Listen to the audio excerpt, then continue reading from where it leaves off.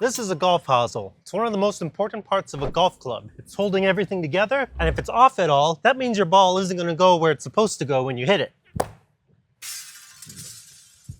I think today's part's pretty cool. I'm making a hosel adapter for a golf club. We're going to be making it today on the Tornos GT32. This is your workhorse 4-turn parts. You can make anything on this machine. It's got live tooling, so we're able to get all of these different grooves here. We have a very, very small radius inside of these corners right here, so I have to use a very small tool to get that. It has to be very precise. This is the perfect machine to do it on. We're going to be making one out of stainless steel and another one out of brass, just like we normally do. You can see the tool path on the brass one without coolant, and then I'm going to flood this machine with coolant, and we're going to do it out of stainless steel. So let's run through the part. The very first thing we're going to do is we're going to face the front of the part. I'm using Kennametal's Swiss inserts for all of the turning. Then we're going to put our M4 thread on the front of the part. So we have a bunch of drills and a tap to do that. That thread needs to be good because that's what's going to lock in your club to the adapter. It's kind of a tight tolerance for some of the depths there. And for the hole, they wanted a flat bottom instead of a point. First, I'm going to run a spot drill just to center the hole. I've got a lot of these parts. I want them to be accurate. And then I'm going to run one of OSG's X-Gold drills. And this drill is going to be a little bit oversized for that roll tap. Then I'm going to run one of Kennametal's flat bottom drills just to get rid of the drill point at the bottom of the hole. After we run the flat bottom drill, I'm going to run the spot drill again. And that's to give myself the chamfer at the front of the part just so there's no burr there. And then we're going to run the roll tap, easy in, easy out. And we're going to have our thread on the front of the part. Even though it's stainless steel, we're going to have a lot of that Blazo GT15 coolant going onto the part. Should be perfect. You won't have to worry about the tap. It gets a little smoky with all the heat and the coolant, so it's a good thing we've got the misfit running. After we put the hole and the threads on the front of the part, then we're going to start turning the entire OD. We're going to bring back our Swiss inserts, and I got one that's going to do roughing and one that's going to do finishing. We're going to split this turning into 2 sections. We're actually going to stop for the first section right up against the shoulder there. So it's going to rough and finish that portion, and then we're going to turn the back section right afterwards. That's just so it doesn't whip around inside of the draw tube because it's a little bit of a longer length.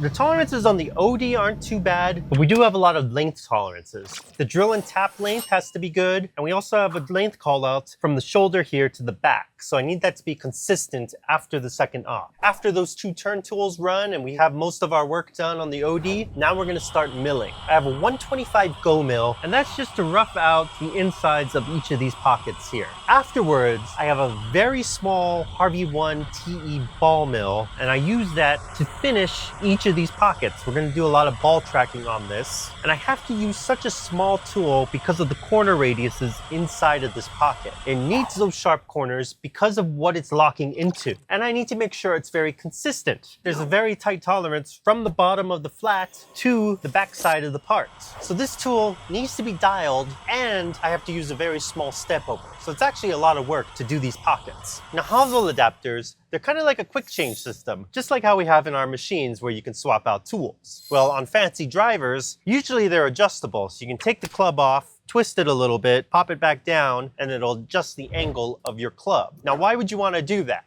Well, ideally, when you're playing golf, your golf swing is always going to be consistent. It's the one thing that pro golfers work on all the time, is to make sure that they can do their swing exactly the same each time. Well, when you adjust the angle of your club 1 degree, that doesn't sound like a whole lot, but if you think about it, you're hitting a golf ball 100, 200, 300 yards. That's going to add up as it's going. So 1 degree, that's actually quite a bit over a long distance. Now, this particular hosel adapter, it's not adjustable. These grooves are all the same, so there's no variance in there. So one cool thing on this part, I'm actually using some heat shrink collets for it. We just got in this Haimer Power Clamp Nano heat shrink machine, and when I heard that we were getting one, I was really excited. This is really cool because not only can you use it on Swiss collets, but you can also use it on any machine that's using an ER collet. So we have it set for ER20 and ER16s, but you can get other sizes for it. So what I really like about this system is that you can treat it almost like a quick change machine. So if you have 2 collets with the exact same tools, you set them to the exact same length, and if one breaks, you have a tool ready to go. Just swap out the collet. You don't have to retouch off anything. Just push the button and go. We have our ER20 clamp here. We're going to tighten that down. And then the collet that I'm using, we're actually going to scan it. This guy goes into the proper position for that collet. This is the stop disc that we use for these long collets.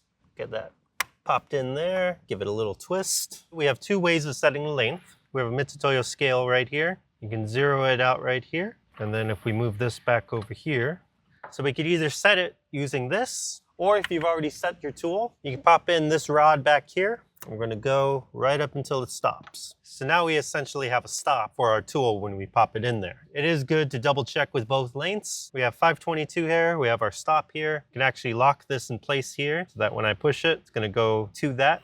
And we're gonna clean off our collet. I'm gonna spray it with some alcohol at the inside.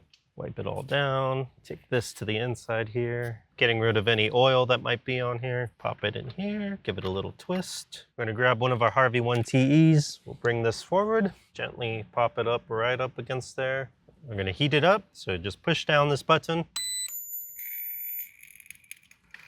And then we're gonna pop in our tool, and it just goes right to the stop. Then we're gonna cool it down.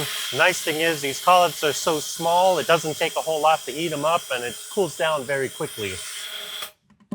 And there you go. If I pop this here, you can see that we match up exactly to 522. We have our stop that puts our end mill in perfectly, and we can also double check our measurement here, as long as we zero out to the end of the collet, to the tip of the tool. But if I was to set this right next to our other tool, that's perfect. So you can have a few of these collets. I have 2 of them here, but if you set up a job that you're gonna be running for a long time, you can set up 2, 3, 4 of these collets, just have them all on standby. Hopefully you're not gonna go through that many tools, but you have them ready in case one goes, just pop in the new one and press the start button. It's a really cool machine, and it's not just for Swiss. You can use this on any machine that's using an ER collet. Everyone uses ER collets on their machines. After that, our part's ready to be grabbed and cut off. We're gonna be doing a chuck transfer. We have our Kennametal part off tool there. Come in, grab it, cut it off. Op 2 is going to be running while Op 1's happening. Op 2 is a lot more simple than Op 1. We have 3 tools we're going to be running, but we do have some tight tolerances with those tools. We have a Ken Swiss insert running for the OD. Like I said, that's going to be having a tight length tolerance that has to hold. So depending on where our Op 1 turn tools are and where this turn tool is, they need to match up so that we can hit both of those tolerances. We're going to face the front of the part to size. After we do our face, I've got this long goal mill right here. I'm using a helical pass to rough and finish all the way to the bottom of the hole. There's 3 reasons for this. The first reason is I had enough time to do it while Op 1 was running. The second reason was to keep the bottom of the hole flat. They didn't want any points, any radiuses at the bottom. We'll just use an end mill to do it. The third reason was just in case I had to make more of these, there was some talk about maybe doing the hole a little bit off center on purpose. So by using an end mill, I had the option of doing a little bit of a Y adjustment on that tool, and we could actually run this a little bit kicked off if we wanted to. After I run that end mill, we actually have a radius and a very tight tolerance at the top of the hole. So I'm using one of Kennametal Swiss micro boring bars here, the MBS boring bars that they have. I'm using that to finish this diameter. After that, the part gets ejected and then it comes out the end here.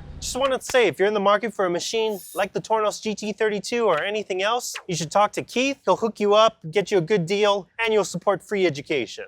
And that's everything on how to machine the golf hosel. I'm glad everything came out great. One of the things that I had to double check, along with all the tight dimensions on here, check the hosel to the golf club, make sure there isn't any play when you twist it, fits beautifully in there. And then we have a screw down here. And now it's ready to be assembled as a golf club. We were under a tight deadline to get these parts shipped over to the customer, so I'm glad they came out good. Boombastic 2026 is just around the corner. I'm really excited, so sign up. You can hang out with us, me, Barry, all the machinists. We're gonna show you different tips and tricks. We'll be teaching on each of these machines, running all kinds of cool parts, so you're not gonna wanna miss it. And if you haven't already, you should download MFG Connect. It's a great way to connect with other machinists. You can show what projects you're working on, pick their brains if you're having trouble, and it's just a great way to get closer with people in this trade. So download it today. Make sure you like this video, subscribe to our channel, and if you have any cool parts you want to see run on these Tornoses, let me know in the comments. Thanks for watching, I'll see you next time.